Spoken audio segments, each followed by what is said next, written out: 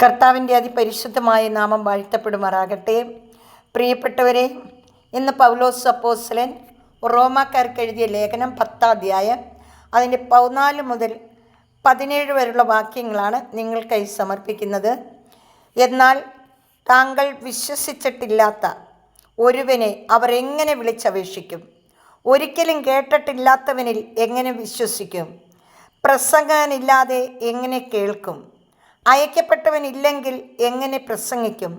സുവിശേഷം പ്രസംഗിക്കുന്നവരുടെ പാദങ്ങൾ എത്ര സുന്ദരമെന്നാണല്ലോ എഴുതപ്പെട്ടിരിക്കുന്നത്.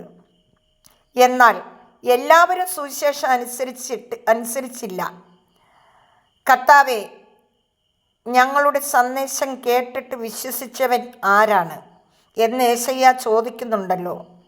ആകയാൽ വിശ്വാസം കേൾവിയിൽ നിന്നും, കേൾവി ക്രിസ്തുവിനെക്കുറിച്ചുള്ള പ്രസംഗത്തിൽ നിന്നുമാണ്. ദൈവവചനമാണ് നാം കേട്ടത്.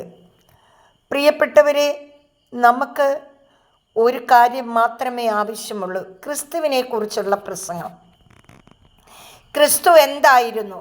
ക്രിസ്തു എങ്ങനെയായിരുന്നു? ക്രിസ്തു ആർക്ക് വേണ്ടി ജീവിച്ചു? ക്രിസ്തു ആർക്ക് വേണ്ടി മരിച്ചു?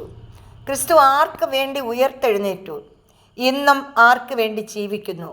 അതുമാത്രമാണ് നമ്മൾ അന്വേഷിക്കേണ്ടത്. നമുക്ക് നമ്മളുടെ യേശുപ്പച്ചൻ എന്താണ് നമ്മളോട് പഠിപ്പിക്കുന്ന മാതൃക?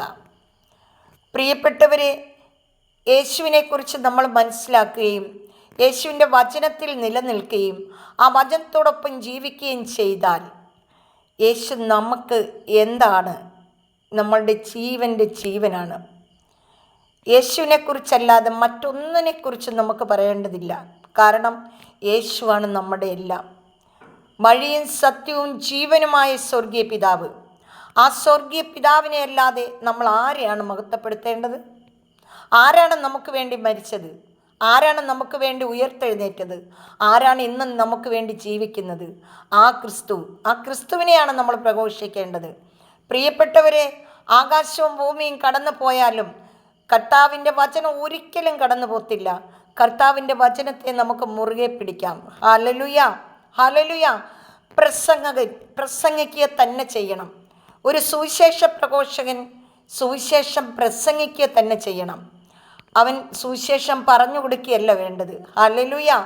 അപ്പോൾ നമ്മൾ പ്രസംഗിക്കുമ്പോഴാണ് ആ പ്രസംഗം കേട്ടുകൊണ്ട് അനേകർ കർത്താവിലേക്ക് വരുന്നത്. Hallelujah, hallelujah.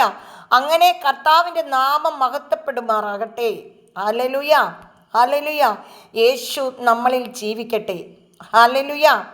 യേശു നമ്മളിൽ ജീവിക്കുന്നുവെങ്കിൽ നിങ്ങൾ ലോകമെങ്ങും പോയി സകല സൃഷ്ടികളോടും യേശുവിൻ്റെ സുവിശേഷത്തെക്കുറിച്ച് പ്രസംഗിക്കുവിൻ.